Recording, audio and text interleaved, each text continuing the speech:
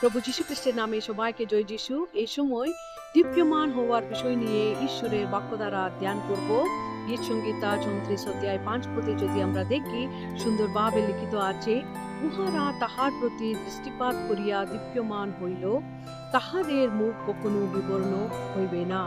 ঈশ্বরের বাক্যে স্পষ্টভাবে লিখিত আছে, যাহারা ঈশ্বরের প্রতি দৃষ্টিপাত করিবে তাহারা দীপ্যমান হইবে, তাদের মুখ কখনো বিবর্ণ হইবে না, তারা কখনো লজ্জায় পড়বে না।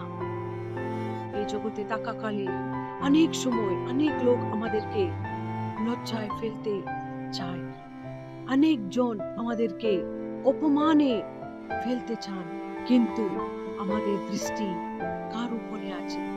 যদি সেই সময় আমাদের দৃষ্টি আমাদের ঈশ্বরকে দেখে, আমাদের দৃষ্টি আমরা আমাদের ঈশ্বরের প্রতি রাখি, তিনি আমাদেরকে বাঁচাবেন, তিনি আমাদেরকে দীপ্যমান করিবেন, তিনি আমাদের মুখ কখনো বিবর্ণ হইতে দিবেন না, তিনি আমাদের মুখ কখনো লজ্জায় ফেলতে দিবেন না, তিনি আমাদেরকে রক্ষা করিবেন।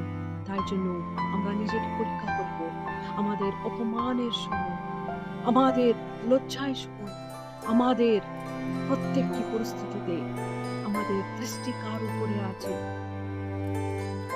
আমাদের দৃষ্টি ঈশ্বরের উপরে থাকে, তিনি আমাদেরকে দীপ্যমান করিবেন, তিনি আমাদেরকে রক্ষা করিবেন, তিনি কখনো আমাদেরকে লজ্জায় ফেলবেন না, তিনি কখনো আমাদের মুখ বিবর্ণ হইতে দিবেন না।